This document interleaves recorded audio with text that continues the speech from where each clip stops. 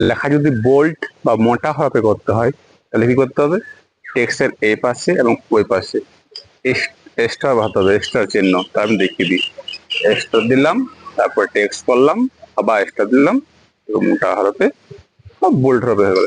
আবার লেখা যদি আমি ইটালি হরফে বা কাটতে চাই তাহলে কি করতে হবে আমাকে, তাহলে আমাকে প্রথমে এটা হচ্ছে টিল্ড, এখানটার নাম হচ্ছে টিল্ড দিলাম, তারপর টেক্সট করলাম, আবার টিল্ড দিলাম, দেখো এটা হয়ে গেল।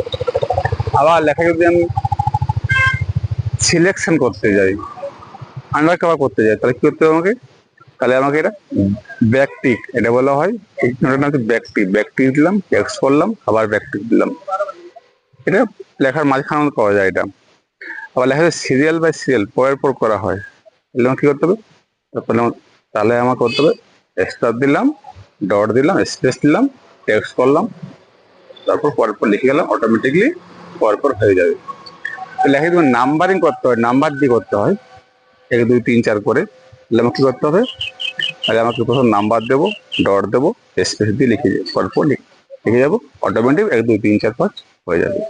আর যদি এই স্টাইল লেখা হয়, লেখা স্টাইলটা সম্পূর্ণ পাল্টে যাবে। এই ভিডিও উপকারে এলে অবশ্যই লাইক এবং শেয়ার করতে ভুলবেন না।